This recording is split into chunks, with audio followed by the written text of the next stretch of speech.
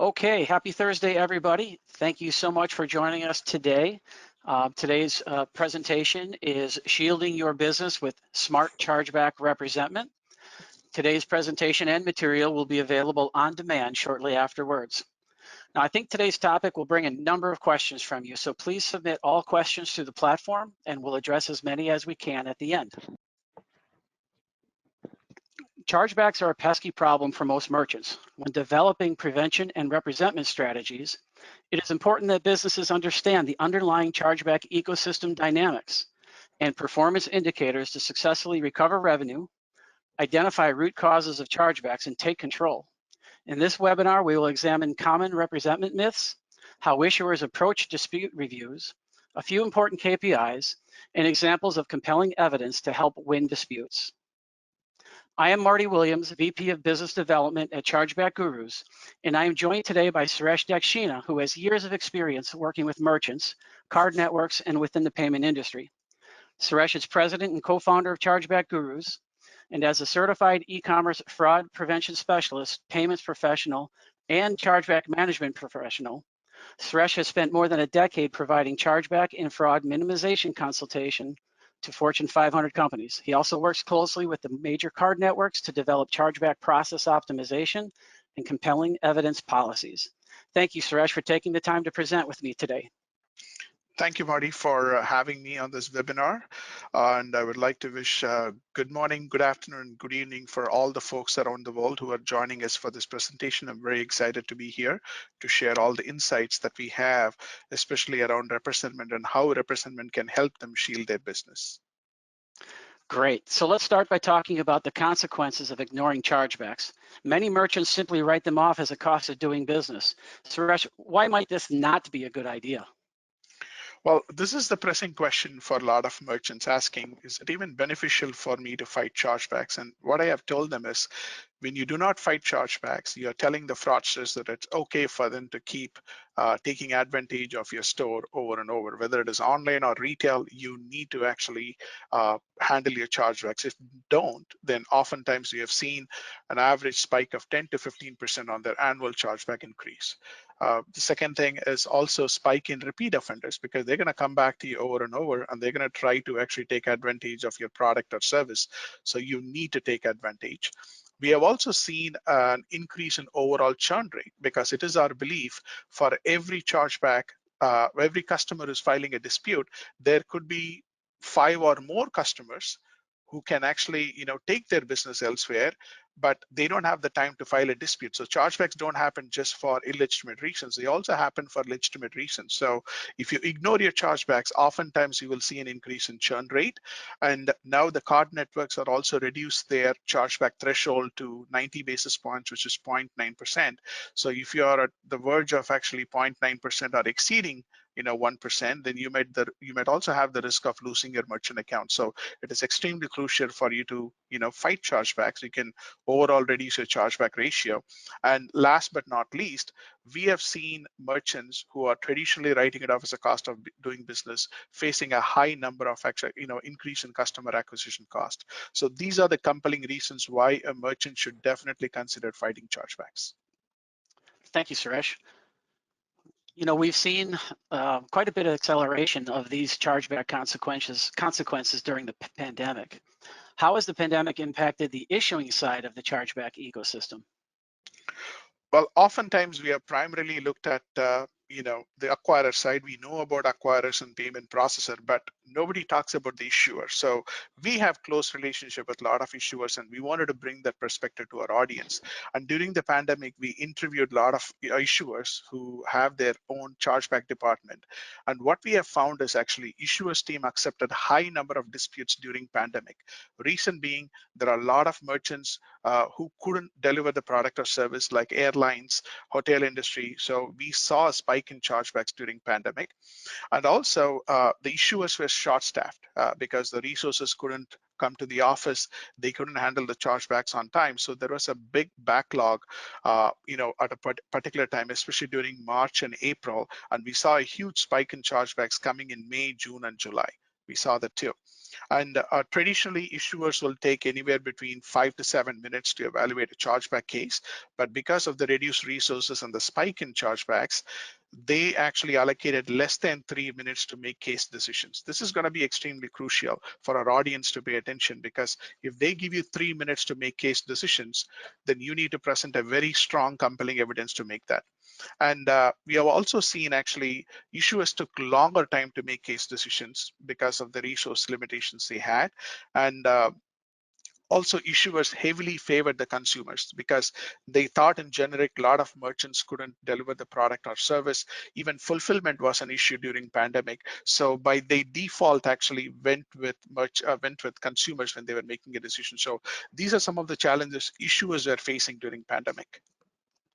Wow, so it's interesting to hear about, kind of the default decisions that they make, and it's very interesting to see that, how the pandemic had affected issuers. So issuing side protocols are really one of the most important factors influencing disputes. What can you share with our audience on how issuing banks approach disputes? Absolutely. You know, Based on our analysis and research, 95% of the issuers who are accepting disputes, with minimal investigation, because they don't have a lot of time. They don't have time to go through tons and tons of, terms and conditions and pages. So, you got to give them minimal evidence and make your case strong. Another interesting factor that we discovered with issuers is these evidences are reviewed manually. It is not actually looked by a machine. They are looked by a humans. So as a result, they know when you are automating your compelling evidence or you are actually investigating these evidence. So we'll talk about that later, but definitely all these evidences are reviewed manually and they make decisions manually. Issuers, as we talked about, prior to pandemic, they took close to 5 minutes to make case decisions. Now it has come closer to 3 minutes, and compelling evidences are being outsourced overseas. They have team of analysts who are working in India as well as in Philippines and other countries where they are not aware of non-traditional business models like pick up online, buy in store, or actually paying online and picking up the item inside a retail store. So those options are not visible to them. They don't know about these non-traditional businesses. So that's one of the challenges we have observed. And the last one is chargeback analysts, who are looking at your case evidences, they need to know exactly what your business model is. And if they are not familiar with it, oftentimes they're going to actually favor the cardholder. So you need to be aware of all these elements when you put together strong dispute evidence. So yeah, so clearly there's human on the other side of that transaction, on the other side of that chargeback doing a review. And so clearly, as you stated, the compelling evidence is important, and how the merchant properly communicates that to the issuer is pretty important. Can you guide us a bit on what to do, and maybe as importantly, what not to do regarding compelling evidence? Absolutely. We are being asked, often, like, how do I prepare my evidence? I normally actually tell them, you need to have a cover letter that outlines why you want the issuer to favor you. And oftentimes when we review the cover letters that merchants are using in-house, the cover letter do not address the reason for the dispute. Don't write stories. Make it crisp, to the point. Tell them why you need to be favored on this case. And also, don't attach an order email template. This is not considered a valid evidence. They want to see the email that is being sent to the customer. And the third one is, merchants attach transaction receipts with no AVS match or CVV match, especially on a fraud case. This is extremely important. If you do not have AVS match or CVV match, you might as well better off not attaching the transaction receipt, because that's going to be a strong evidence. And also, you need to have, attach a copy of the checkout page, especially if it is a recurring billing, and also provide the terms of sale. If you do not attach the terms of sale, then probably they're not going to favor you, because they want to know if you made it a point to let your customer know about the terms of sale prior to purchase. And also delivery confirmation. Oftentimes I've seen merchants just giving the tracking number and requesting the issuers to go online and search for the delivery confirmation. They're not going to do that. They don't have the time, and they cannot go and visit external site. They have one window where they look at all your compelling evidence in a PDF version, and they are not allowed to go to external websites. So you need to attach the delivery confirmation, not request them to go to a FedEx or a UPS or USPS URL to get it. And when when we work with digital service merchants, oftentimes there are agreements in place about the service that's been delivered. If you're going to provide the agreement copy, ensure that there is a signature. They want the actual agreement that's signed by the cardholder. They don't want to see a template. So don't attach agreements without signature. And the last one, which is also important, is the copy of the invoice is extremely crucial when you're fighting a dispute. If your invoice doesn't show the billing address or the shipping address that the customer entered at the time of placing an order, then you are better off actually not attaching those evidence. So these are the don'ts that I normally request merchants to follow when they are fighting cases. Oh, great. Thank you, Suresh. This is excellent guidance on compelling evidence. Now, we have quite a bit of data on issuer performance. So assuming a merchant provides the proper evidences and the background to make it easier for the issuer's analyst to make an educated decision on it, which issuers seem to give the merchant a fair consideration? Uh, this chart will highlight, some of the issuers, that are our favorite. For example, Citibank, they look at the compelling evidence in a certain way.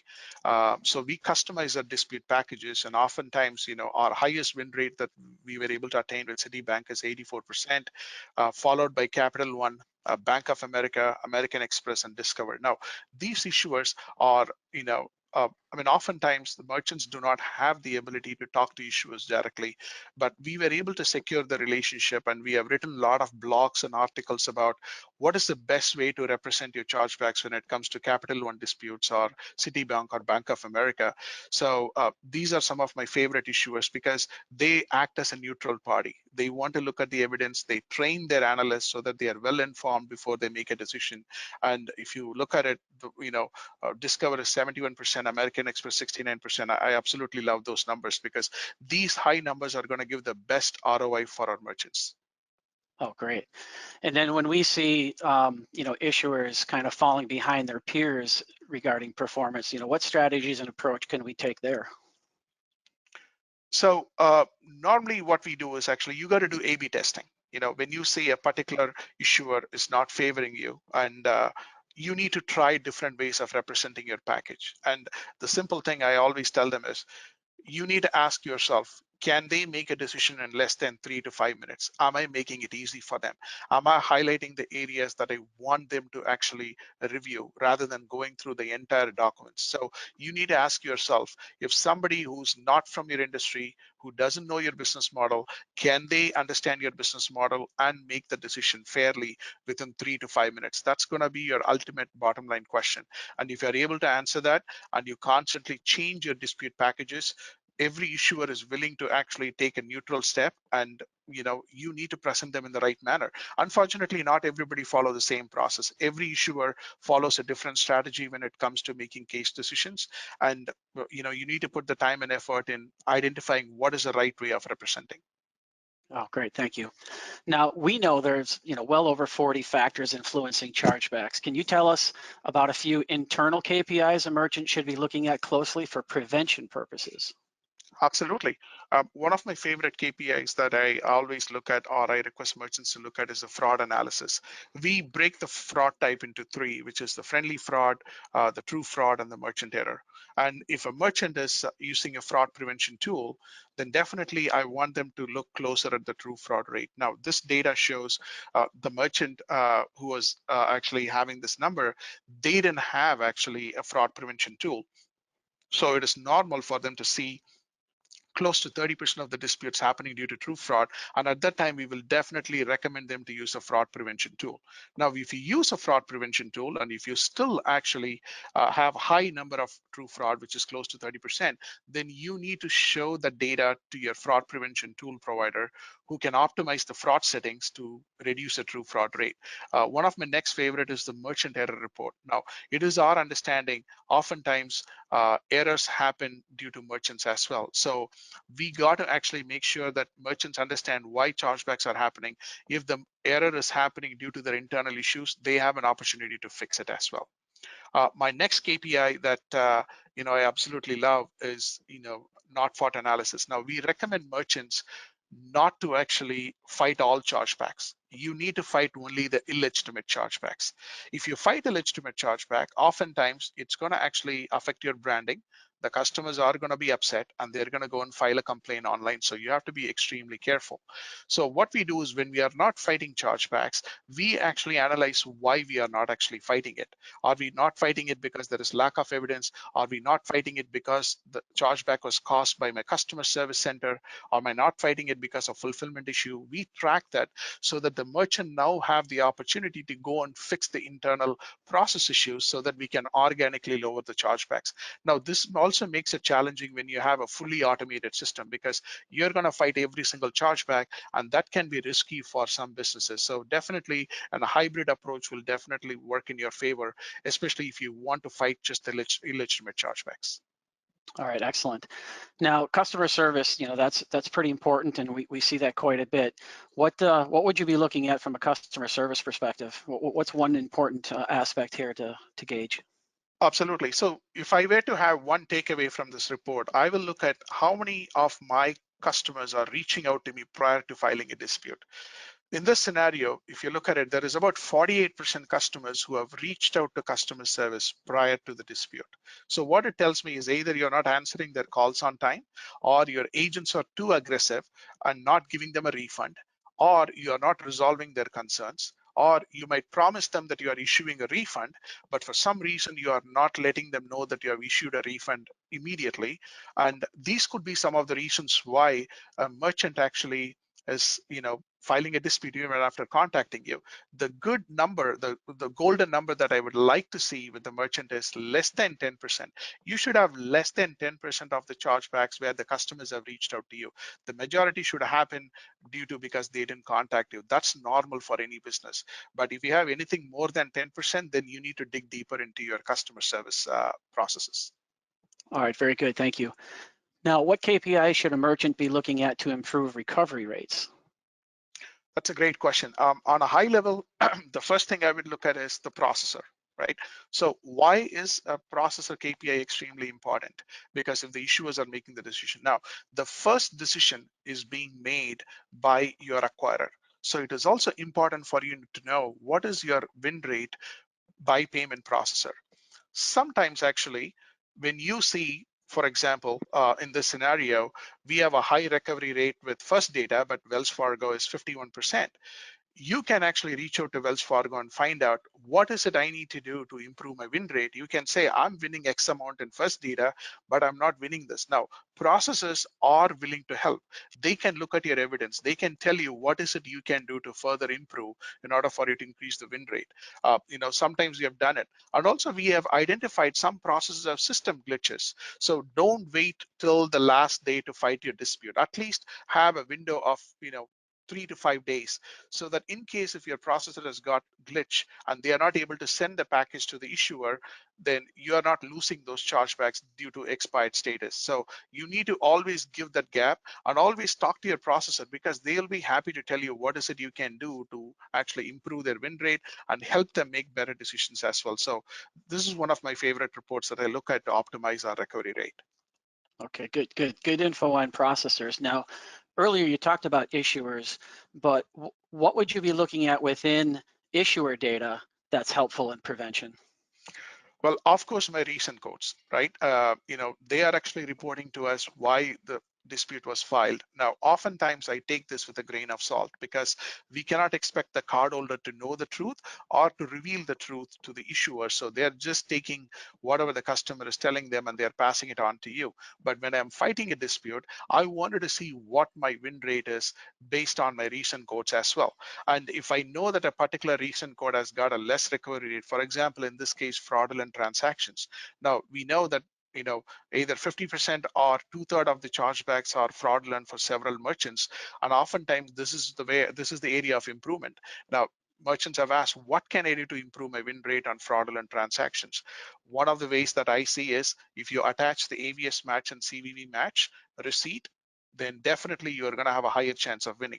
We also use investigated tools when we are fighting fraudulent transaction, because if a customer is shipping it to their office and they say that this is not my address, then how do you know it's an office address? So we use some investigative tools to increase our win rate. So definitely the recent code analysis win rate is going to help you further increase your recovery rate as well.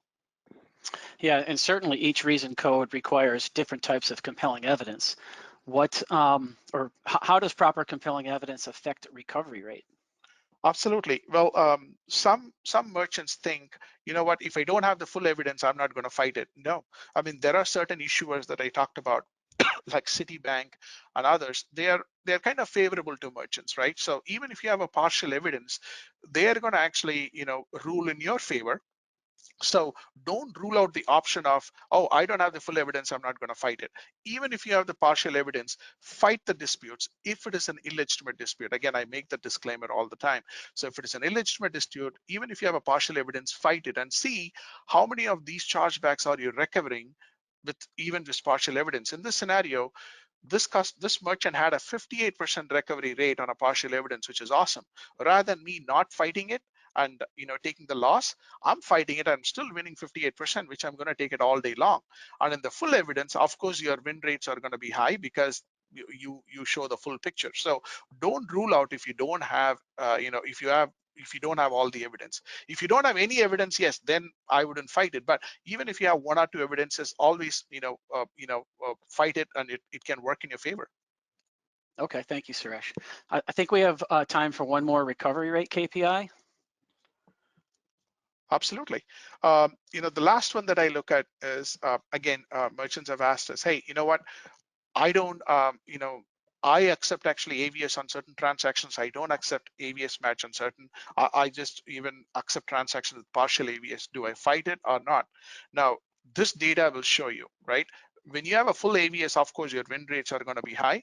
When you have partial AVS, yes, it gives you a certain type of recovery rate. And when you have no AVS, there are certain issuers who will still favor you. And that's what we wanted to highlight in this report. So don't rule out not fighting your illegitimate chargebacks if you don't have an AVS. Of course, we recommend merchants to collect AVS and validate the AVS to eliminate some of the fraudulent transactions. But if for some reason your business model doesn't support it and you need to accept all kinds of transactions, then definitely look closely. And even if you do not have an AVS match, we recommend you to fight those illegitimate chargebacks so that you can recover some money rather than losing it all. And again, do your analysis, look at by issuers, look at by recent code, and see where you are able to optimize it and put more efforts on it. And that will be my recommendation. Excellent. Now that we've looked at a few important KPIs, can you tell us what merchants are reporting to us as their primary challenges? Absolutely. Other than the first reason that we talked about why merchants are reluctant to fight, there is also another reason. I mean, they wanted to fight it, but one of the biggest challenges is resource. Now, fighting chargebacks oftentimes it takes a lot of effort if you want to do it the right way. Of course, you can do it without perfection, or you can do it the right way. But if you need to have a good ROI and you want to actually continue preventing the chargebacks, you need to have a dedicated team working on it. Oftentimes, the team who's working on it, they are actually a diversified team. So they work on customer service. They also actually work on chargebacks. And when the call volume spikes, they leave the chargebacks and then they go and actually take care of the phone calls. So when you have a distributed team doing dual role, definitely that can be a challenge because the mandates are constantly changing. So you need to have team members who are well aware of how to fight, what KPIs to measure. That is going to be extremely important. you know and we have talked about analytics too, right? Because the analytics are extremely crucial for our merchants, because the analytics are not only going to help you increase and improve your recovery rate, they will also tell you why chargebacks are happening in the first place. And we believe about 10 to 20% of the chargebacks are happening due to merchant errors. So you need to have strong analytics for you to understand what is it you need to do to lower your chargebacks organically. That is the low hanging fruit for you. If you know why chargebacks are happening and what is it you can do internally by analytics, then that's going to be a game changer for your business. And also, we have seen the mandates are changing. It's not that card networks are making your life harder. They are changing the mandates, the way you actually, fight disputes, the way issuers are looking at the disputes. These mandates are changing because they actually are looking at the ever-changing fraud landscape. As more and more companies like us are giving them feedback, we feed data, they have to change their policy to keep up with the changes that are happening. So, and in order for you to do that, you need to have a dedicated team who is aware of all these ever-changing mandates. And the last one that's major challenge is also negative ROI. Even with Fortune 500 companies, we have seen they have a negative ROI when they have their internal team fighting chargebacks due to all these four obvious reasons. So if you have a negative ROI, definitely you need to think about either outsourcing to somebody or upgrading your team so that they can actually chargeback. Representment should give you positive ROI. If you do not see prevention happening due to representment, if you do not see money coming into you, then definitely you need to rethink your options. So let's go back to the fact that many merchants write off chargebacks as a cost of doing business. What would you say are the top reasons a merchant should start responding to chargebacks? Well, I tell merchants if your average transaction is $20 or more, then definitely consider fighting the chargebacks. But I always tell them you need to investigate your chargebacks. Whether you decide to fight or not, at least take the time to analyze the chargebacks and use the right KPIs to see why they're even happening. And also I tell them if you have 50 chargebacks or more, that could be one of the reasons you could consider fighting. And if your chargeback ratio is about 50 basis points or more, then definitely you need to consider fighting it because it's extremely important. And also, if you see a monthly increase in chargebacks, you should definitely consider fighting chargebacks. And the last one is the increasing friendly fraud disputes. You might have a fraud prevention tool that can do a fairly good job in blocking the true fraud disputes, but if your friendly fraud disputes are increasing, then definitely you should consider fighting it. Now, it's not that they have to match all these 5 criteria to determine whether to fight or not. Even if any of these criteria is true for your business, then considering fighting the chargebacks and looking at the analytics around the chargebacks are going to be extremely crucial. Yeah, okay, great point. And so if a merchant fits any one of these categories, who should consider outsourcing to a comprehensive chargeback management provider? That's a great question. So the first thing I'm going to attribute to is if you have a negative return on investment right now by having your in-house team, then definitely consider it. And if your overall recovery rate is less than 50%, I will think about outsourcing. And if your team is not sure how to even calculate win rate, unfortunately, not all acquirers give you the recent codes in the right way. They don't give the status in the right way. Each one use their own recent code. And there is a lot of confusion about, okay, does this recent code mean I have won the case, I have lost the case, or is it turned into pre-arb? So there is a lot of confusion about how to calculate win rate. And if you're not sure, then definitely considering outsourcing because that can help you determine the true win rates. And one of my favorite is lack of dispute intelligence. If you do not have the intelligence or the tool to identify the root causes of chargebacks, then definitely you can consider outsourcing it. And the last one is, again, we talked about overwhelming dispute volumes. If you have spike in chargebacks, if you have seasonal spikes and increase in transaction volume, and you do not have the staff to handle the disputes, then I would consider outsourcing it. So in the marketplace, there's quite a few choices for merchants to choose for outsourcing. Most providers employ a fully automated solution. Can you discuss the pros and cons between a fully automated and a semi-automated approach? Absolutely. Well, we recommend the fully automated versus semi-automated depending on the type of the merchant, right? And oftentimes it's not one size fits all. And what we have seen with a fully, because Chargeback Gurus handles both semi-automated and fully automated too.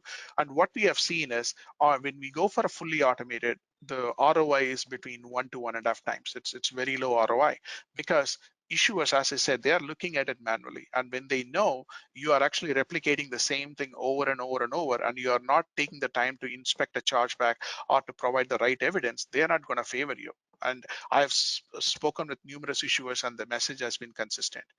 And also, IT integration is required. A lot of companies cannot allocate the dev resources to do an API integration to pull all the compelling evidence. That's one of the heavy requirements on fully automated representment. The recovery rates, as we talked about, is also low when it comes to fully automated representment due to the reason I mentioned before. And this is best suited for merchants who have actually $20 or below $20 average transaction because you cannot take a semi-automated approach, and it might not be viable for you. So merchants go for the fully automated. Lack of deeper analytics to determine root causes, because you might not be in a position to analyze a lot of data to determine why chargebacks are originating. So the analytics will be limited on the fully automated model. And because of the limited analytics, there is very little scope for prevention and more emphasis on fighting. And also, oftentimes I tell merchants, if you're considering about your branding, you wanted to maintain the reputation, fighting every chargeback can be detrimental to your business. So you need to actually take that into consideration. Fight only the illegitimate chargeback. On the semi-automated model, we have seen ROI anywhere between 4 to 5 times. For every dollar a merchant is spending, they were able to get $4 to $5 in return, which is phenomenal. And also the semi-automated representment gives the merchant the flexibility to fight chargebacks with or without IT integration, because you can pull manually or you can use a semi-automated system. So you can go either way. Higher recovery rate, definitely, because now you have the opportunity to customize the dispute packages. And if a merchant has got an average of $25 or more transaction amount, definitely consider semi-automated, because it's going to be really a great recovery for you. And the other two ones, I said deeper analytics, because now when there is a element looking at it and we are able to actually look at a lot more analytics and we can pre-populate the data, then you can actually go deeper into the chargebacks and you have the opportunity to reduce some of the chargebacks happening due to merchant error and internal issues. And the last one, definitely, great scope for preventing chargebacks, because you now will know what are some of the low-hanging fruits that is affecting your business. Well, thank you, Suresh, for all these great insights on shielding your business with smart chargeback representment and dispute analytics. We have time for a few questions here. So the first question for you, Suresh, is what would be compelling evidence to provide for a purchase of prepaid credits that are added to an account balance, which would be debited later as the customer uses the digital product? Great question. So if you're doing a prepaid debit, one of the best evidence that your issuers want to see is your terms and conditions. Because if your terms and conditions very clearly state you're going to pre-debit it, and this is the policy of the sale, and this is the cancellation terms, and highlight them, so that you just cut and paste that section in your cover letter or your evidence and highlight them. This is the term, and that's why we did a pre-debit, and that's why we bill them for it. Then issuers will be in a position to favor you. And oftentimes that's where merchants fail, because they attach this 10-page terms and conditions, which can be often confusing. So make it easy for them to highlight why you're doing pre-debit, and explain in your cover letter your business model. Why do you have to do a pre-debit? So that they can clearly understand your business model. Okay, thank you. Now, this next question is around issuer bias. And the question is how much bias exists in the dispute review process in regards to the person reviewing the evidence being more favorable for the consumer than for the business. I think obviously this is, just depends on an issuer by issuer basis, and why it's so important to track, issuers for this very reason. Absolutely. Well, oftentimes on the issuer side, the guys who are handling the customer service call, right, to keep the customers happy, the cardholders happy, they are a different team versus the team who is actually looking at the actual chargebacks. So far, there is no evidence or there is no proof that the issuers are actually telling their chargeback department that you have to favor the customer, not the merchant. They all have been instructed to act, neutral, and that's why they keep these two departments, separate in order to avoid conflict of interest. But the issuers oftentimes are advertising, saying, you know what, use our credit cards and we will have no question asked disputes. Anytime you have a dispute, we will actually accept the dispute, no questions asked. So they are advertising this, and they're using this as an opportunity to attract a lot of cardholders to use their credit cards. So what it does is, now the issuers who are actually the customer service agents who are answering the call, they're going to actually push a lot of disputes to keep the customer happy. But as far as the decision goes, it's a human who's actually making the decision, right? There can be fatigue, there could be the mindset, and also they might be forced to do a lot of cases. They are under stress, and also your business model is confusing. They don't understand sitting overseas, and also you're not making them actually clearly understand what these evidences are and where they need to look at. So there could be various factors that they are actually, looking at. And oftentimes, the Visa mandates, the MasterCard mandates are very different. So these humans are making a manual decision, and that's why it's not consistent. And that it has been different because these are different groups, different teams, and they are interpreting the Visa and MasterCard data differently. And that's why it's a constant struggle, that it's not one size fits all. You need to constantly keep optimizing your packages to see what works for you. Okay, very good. Now, our next question is a fairly broad question, Suresh. It's, what is the best way to represent friendly fraud disputes? Okay.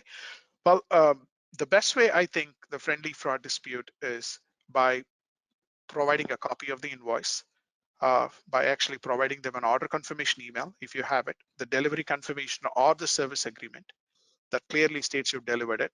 If you have already done the refund and it's turning into a dispute, provide a copy of the refund, because that's going to be a great evidence to automatically get your money back.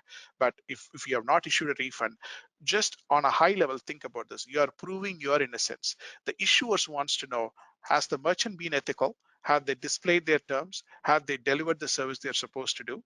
And can he make my life easy by helping me make a decision in 3 to 5 minutes? If you can fulfill these checkpoints, then you have a winner. I'm not saying you're going to win 100% of the dispute, but you will have a high chance of winning the disputes, because that's the foundational piece that any issuer is looking for when they're evaluating your dispute packages. Okay, next question is about evidence, and this is a specific evidence question. What evidence can be provided if service enrollment is done online? Well, when we say the service enrollment is done, for example, let's talk about a cell phone service, right? We work with actually a utility provider, and they do a lot of enrollments online where their service gets activated. You can add additional line. Again, you can actually provide them a copy of your checkout page where you are educating the issuer what is your buyer's journey. How are you activating the service online, and where can your cardholder go and see if the service is active? Have you sent them an email notification that the service is active? That's why I said in the beginning of the slide, don't use a template. They don't want to see templates. They want to see the actual email that you're sending the customer that their service is activated. And if you're able to prove that, and if the email address that you have on file matches with the card on file they have, then some of the issuers will favor you by default. So make it a point to mention the cardholder's phone, email, and address in your cover letters so that they know what you have on file is matching with their database, and they can actually know that this is a legitimate transaction. Okay, next question. I love this question. How does Chargeback Gurus differ from other chargeback companies? Well, our foundational piece is don't fight all chargebacks, fight the illegitimate chargebacks. That is our policy always. The second policy is look at your analytics. Every chargeback tells a story, which means we actually pride in providing you deeper analytics. You need to look at every layer of your business. If you want to know how good you are looked at in the perspective of cardholder, look at your chargebacks, because you're going to know the best thing, the bad thing, and the uglier part of the business. And you don't have time to do it. And that's why we come in and we provide you the right analytics to make your life easy. And also, as I mentioned before, we are not a fan of actually using the same dispute packages and sending it over and over in an automated fashion. We believe in a semi-automated fashion. We do a lot of A/B testing in helping you maximize the recovery rate. So if you want to reduce your chargebacks organically, improve and get maximum recovery rate, and if you are also actually wanting to know what your vulnerabilities are and you need a white glove service, then we are your obvious choice. Yeah, very good. I would add to that, because of, or actually we achieve those high recovery rates because of our approach. So we provide a lot of flexibility. Number one, every one of our dispute packages are custom, specific to the circumstances of the transaction, and of course custom to the issuing bank that it's going to. But in order to do that, you need to know a fair amount about that transaction, and that's why we take that semi-automated approach. We also have flexibility with fully automated or semi-automated. We can provide both approaches. And again, Suresh earlier had talked about why you would take a fully automated approach versus a semi-automated approach. And then lastly, we have that flexibility for, how we gather those evidences. We can do that in a fully automated way through API integration, or we could do it in a fully manual way or some sort of hybrid in between. So there isn't a merchant that we wouldn't be able to serve properly, particularly because, again, every merchant gets treated differently and there's a specific set of operating procedures specific to your business. Okay, so next question is, who has responsibility for true fraud? Is it the issuer or the merchant? For example, if someone has stolen a cardholder's info and uses it to order online, but all of the information is valid, the CVV, the billing address, etc., who has the true responsibility for fraud? Well, it depends on what you use. If you're using 3D Secure, as a way of verifying the transaction with the issuer at the time of sale, and the issuer is passing a response to you that they have verified it and they're approving it, then the issuer takes the liability on those transactions. If you are not using 3D Secure, then by default, you take the liability. And I will tell you why. You might be asking, if everything is matching, why am I being liable for it? Now, in the black market, you can actually purchase credit card details with billing address, AVS, and CVV. So it is available. So I can actually, buy a stolen credit card information. I can place an order, and I can even actually, ship it to a different location or a PO box closer to that, and that will still be a fraud. So we can actually, fraud can be happening on a different level, and issuers are not in a position to investigate deeper on how the fraud happened. They all go by the books. If you do not have 3D Secure, then the liability goes on you. If if there is 3D Secure and they have approved it, then they take the liability. That's how this game is being played. I know it's not fair. My heart goes for all the merchants who go through this painful process. But again, that's the way the protocol and the rule has been defined by the card networks. Yeah, and I think, that also, clearly is the same for in-store merchants as well. So if you have the EMV enabled chip readers, the liability goes to the issuer, but if you don't, then the merchant is responsible for true fraud cases, correct? Absolutely, you're right. Okay, this next one isn't exactly a question, but let me read it through. We lose 75% of our disputes despite having evidence that we followed the terms that the customer agreed prior to sign up. Average purchase price is $1,000. The volume isn't massive, but it's still a large amount we are losing.